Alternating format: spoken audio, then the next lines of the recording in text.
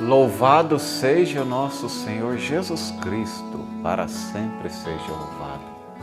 Meu irmão, minha irmã, nós estamos terminando o mês de setembro, mês esse que nós dedicamos a uma reflexão do livro do Deuteronômio.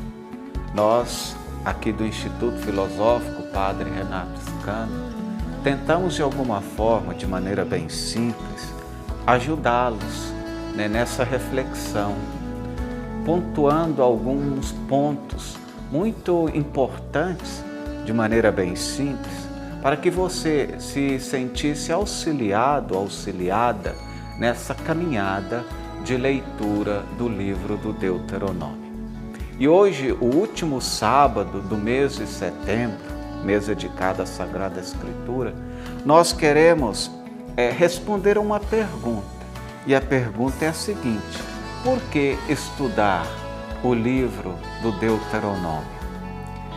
E inicio respondendo essa pergunta dizendo que para um sacerdote ser ordenado na igreja copta primitiva, ele precisava memorizar grandes seções das cartas de Paulo, os evangelhos, os salmos, profeta Isaías e, claro, Deuteronômio. Os primeiros quatro, nesse sentido, Paulo, os evangelhos, salmos e Isaías, deles fazem sentido intuitivo para a maioria dos cristãos. Eles são, obviamente, pontos altos da Sagrada Escritura. Mas por que os sacerdotes da igreja copta primitiva deveriam estudar o livro do Deuteronômio? Por que fazer um padre memorizar aquele livro? Ou ainda, quando os apóstolos se voltavam para o Antigo Testamento para explicar Jesus, porque ele veio, os 3 livros que eles consultavam eram geralmente os Salmos, Isaías e Deuteronômio. O padrão deles veio do Mestre. O próprio Jesus Cristo, nosso Senhor, citou esses 3 livros muitas vezes. E esses livros foram citados mais do que qualquer outro livro. E existe, então, uma explicação por que devemos, então, estudar o livro do Deuteronômio. Exatamente porque ele está sempre presente na vida da igreja. Existem, no entanto, alguns equívocos a respeito desse livro. E eu gostaria aqui de pontuar 3 equívocos. O primeiro equívoco é: o livro do Deuteronômio é um livro de leis antigas, de leis empoeiradas. Na verdade, é um equívoco porque não é verdade. O livro do Deuteronômio é um livro sobre a graça. Está escrito à luz das promessas graciosas de Deus a Abraão, a Isaac, a Jacó. E ele afirma que Deus está prestes a cumprir suas promessas e a dar a eles a terra prometida. O que Israel faz, nesse sentido, as leis, é sua resposta ao tema principal, àquilo que Deus fez por eles. E mesmo que Israel fracassasse totalmente, Deuteronômio promete que a graça de Deus ainda triunfará no final. Então, o livro do Deuteronômio não é um livro de leis antigas, de leis empoeiradas. É um livro muito atual. Então, esse equívoco de que livro de leis antigas, ele não procede. O livro Deuteronômio é um livro atual que mostra que a graça de Deus triunfará no final. O segundo equívoco que nós devemos tirar de mente é: o livro do Deuteronômio não se aplica mais a nós. Isso não é verdade. Podemos afirmar que isso não é verdade porque o livro do Deuteronômio ainda é uma revelação oficial sobre o mesmo Deus que os cristãos amam e adoram. Além de querer conhecê-lo melhor, você gostaria de ser melhor em amar os outros? Volte para o livro do Deuteronômio. A maior seção do Deuteronômio, neste caso, do capítulo 12 a 26, dá uma sabedoria incomparável como amar a Deus e ao próximo com tudo o que somos. O maior mandamento vem do Deuteronômio. Ele se encontra em Deuteronômio capítulo 6, versículo 5. Lá diz: amarás o Senhor teu Deus com todo o teu coração. Isso ainda é obrigatório para os cristãos, porque Cristo repete isso no Evangelho de São Mateus, capítulo 22, versículo 37. Lá Jesus repete: amarás o Senhor teu Deus com todo o teu coração, com toda a tua mente. Então, o livro do Deuteronômio, ele se aplica a nós. É uma falácia, é um equívoco dizer que esse livro não se aplica mais a nós. Terceiro equívoco é difícil de entender. Na verdade, Moisés, ele falou muitas palavras no seu sermão de despedida. Como um bom pregador, ele queria que fosse compreendido por todos. Deuteronômio, então, nesse sentido, meu irmão e minha irmã, usa palavras simples, mesmo que algumas passagens sejam confusas sobre como devemos aplicá-las. Considerando, pois, que a linguagem é simples, o equívoco de que é difícil de entender cai por terra. Então, 3 equívocos que nós devemos clarear quando decidimos estudar o livro do Deuteronômio. Primeiro equívoco: o Deuteronômio é um livro de leis antigas e empoeiradas. Mentira. Segundo equívoco: Deuteronômio não se aplica mais a nós. Se aplica sim. Terceiro equívoco: é difícil de entender, o que não procede, porque até mesmo Moisés, no seu discurso de despedida, usou linguagem muito simples, linguagem que poderia ser entendida a todos. Então, clareados esses equívocos, nós podemos dizer, meu irmão e minha irmã, que conhecer, estudar o livro do Deuteronômio é uma questão de vida ou de morte. Se eu lhe dissesse para estudar o livro do Deuteronômio, porque isso daria um impulso útil na sua caminhada com Cristo, isso subestimaria totalmente a importância vital do livro. Conhecer o Deuteronômio é uma questão de vida ou de morte. E por que devemos conhecer o livro do Deuteronômio? Por alguns motivos. Primeiro motivo: sem ele, livros inteiros do Antigo Testamento permanecerão obscuros para você.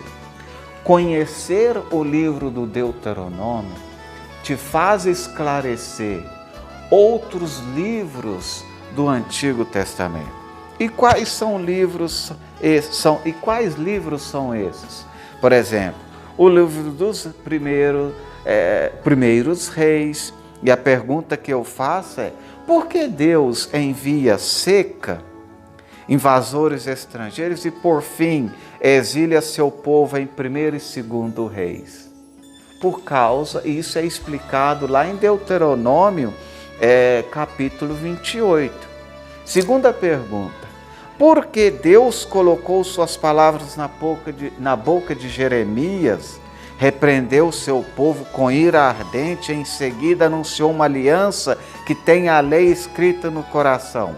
Resposta, meu irmão e minha irmã, está no livro do Deuteronômio, capítulo 18, capítulo 29 e capítulo 30.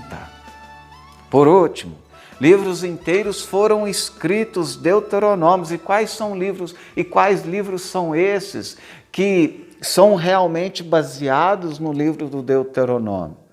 O livro de Josué, 2º Reis, Jeremias, Oséias, Amós, Sofonias. Todos eles citam Deuteronômio repetidamente. E se você quiser entender esses livros, você tem que voltar ao livro do Deuteronômio. Então aí há umas razões pelas quais, meu irmão e minha irmã, devemos conhecer o livro do Deuteronômio. Aí há razões pelas quais conhecer o livro do Deuteronômio é questão de vida e morte. Primeira razão é, então, sem ele, livros inteiros do Antigo Testamento permanecerão obscuros para você. Você não vai entender muitos livros do Antigo Testamento. Segundo, você não entenderia o lugar do cristão na história. E eu diria diferente. O lugar do cristão na história reflete o de Israel. Aquela mesma situação que o cristão passa, Israel passou. Então, ler o livro do Deuteronômio, conhecer o livro do Deuteronômio, te faz conhecer a sua própria história enquanto cristão. Nós também, como povo de Israel, fomos libertados decisivamente da escravidão. O povo de Israel foi libertado da escravidão do Egito. Nós, pela morte, pela paixão, morte e ressurreição de Cristo, fomos libertados do poder do maligno. Nós também precisamos de orientação sobre como viver à luz da nova identidade de povo redimido. E nós também, meu irmão e minha irmã, precisamos transmitir essa identidade aos nossos filhos, como nos pede o livro do Deuteronômio, capítulo 6, versículos 20 a 25. A frase frequentemente repetida lá é: para que tudo vá bem para você. Nos lembra que Deus nos deu o Deuteronômio para que nos preparássemos, para que tudo vá bem com você. Então, conhecer o lugar nosso na história de povo libertado é voltar, há necessidade de voltar ao livro do Deuteronômio. Próximo, por que devemos conhecer o livro do Deuteronômio? Terceira razão é: Deuteronômio é escritura cristã. Esse livro exalta Jesus Cristo crucificado, ressuscitado, como única esperança para o pecado. Ver Jesus no Deuteronômio requer prática, mas ele está em toda parte. Ele é o verdadeiro rei que não se rendeu às concessões do pecado. Contraste, por exemplo, de Salomão em 1 Reis 11, à luz do Deuteronômio, capítulo 17, versículos 14 a 20. Israel é o filho falhado que abandonou todas as advertências paternais em Deuteronômio, mas Jesus é o verdadeiro filho que obedeceu onde Israel falhou.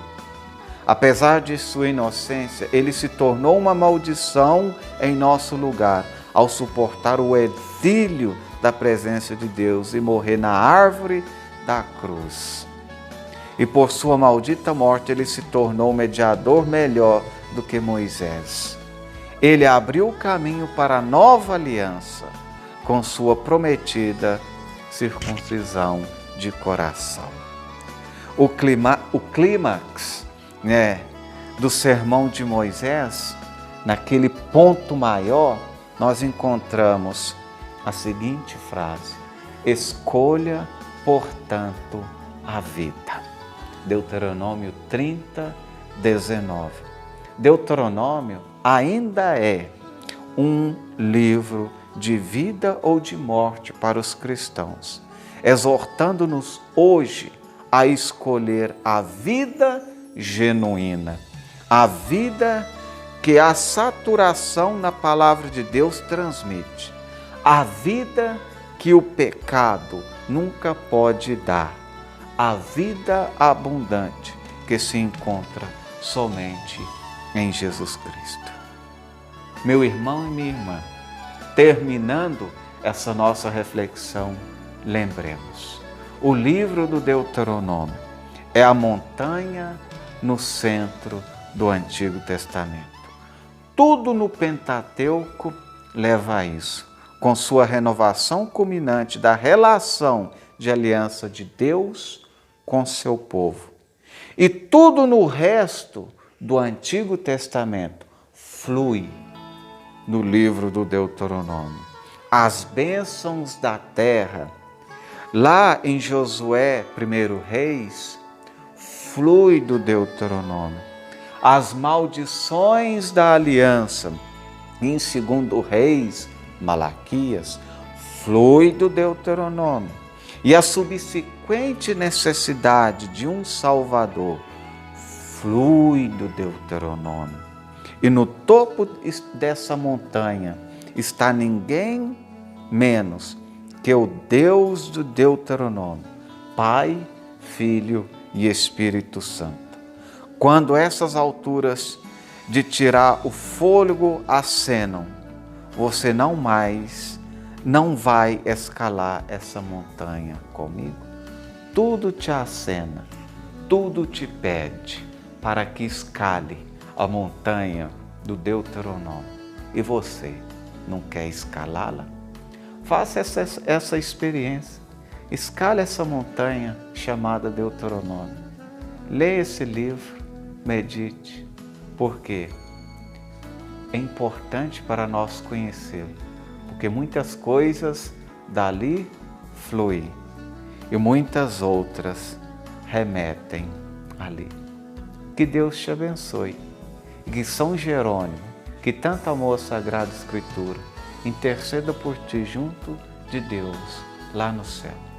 Abençoe o Deus Todo-Poderoso, Pai, o Filho e o Espírito Santo. Amém. Muito obrigado por nos acompanhar.